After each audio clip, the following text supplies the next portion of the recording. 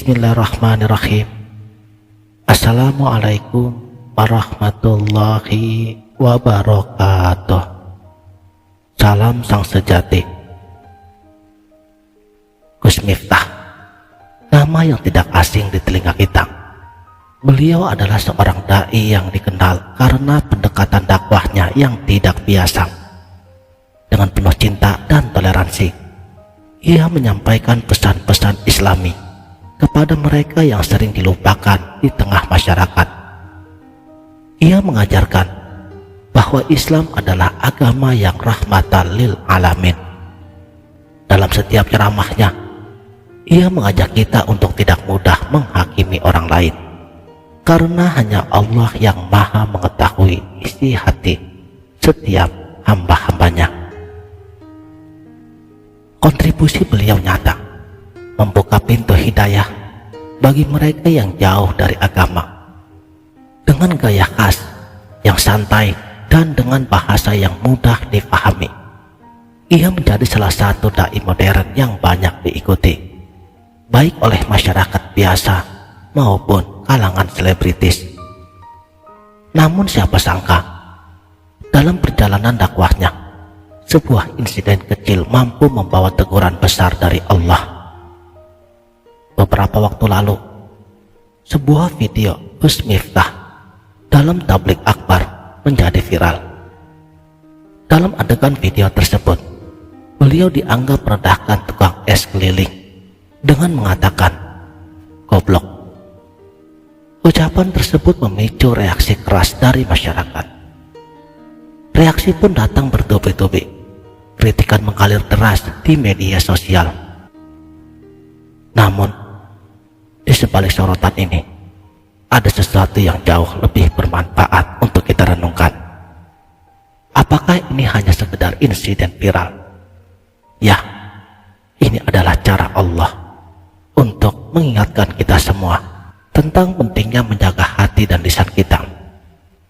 Insiden ini membawa pesan yang sangat mendalam. Pertama, ini adalah pengingat bahwa tidak ada manusia yang sempurna. Setinggi apapun ilmu seseorang, sehebat apapun statusnya, kita semua tetaplah makhluk yang bisa khilaf.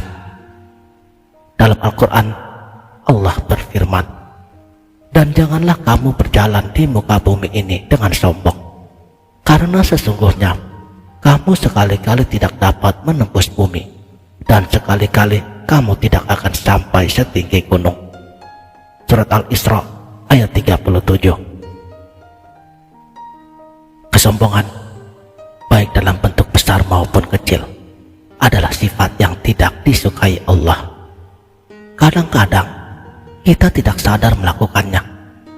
Mungkin kita merasa lebih baik dari orang lain, atau mungkin kita berbicara dengan nada yang tanpa sadar telah menyakiti orang lain. Dalam kasus ini, sudahlah, biarkan menjadi contoh kita bagaimana lisan kita bisa menjadi bumerang.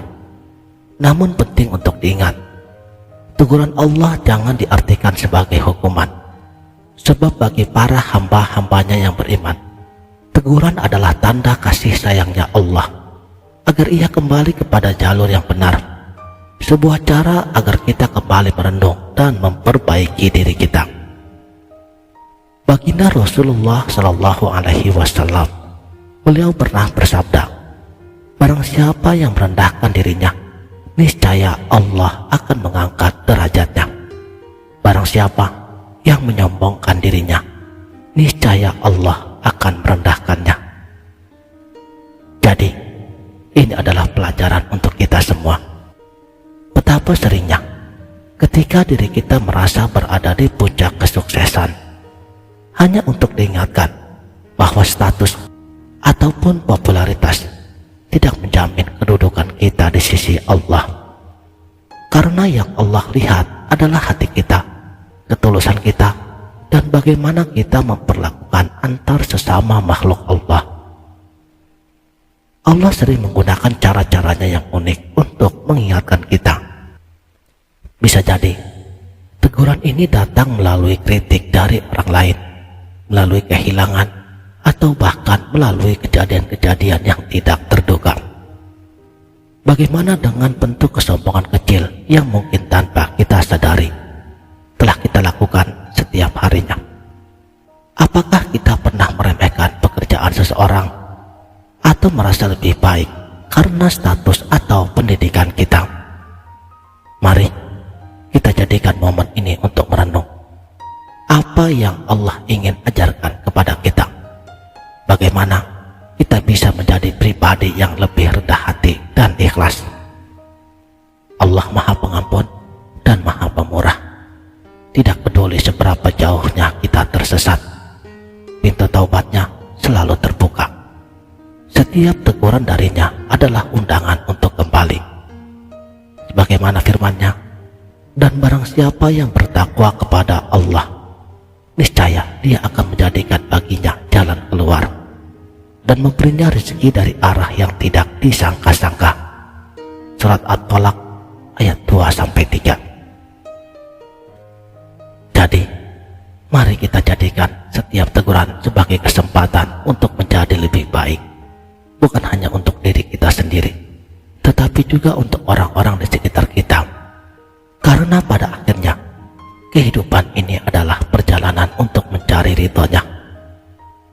Saudaraku, sang sejati, seberapa seringkah kita melihat teguran Allah sebagai bentuk kasih sayang-Nya, dan seberapa seringkah kita lupa bahwa setiap kejadian adalah pelajaran yang bisa membawa kita lebih dekat kepadanya. Mari kita renungkan dan jadikan hidup kita sebagai jalan menuju kerendahan hati dan keikhlasan. Demikianlah. Terima kasih telah menonton. Sampai jumpa di video berikutnya. Wabillahi taufik wal hidayah. Wassalamualaikum warahmatullahi wabarakatuh.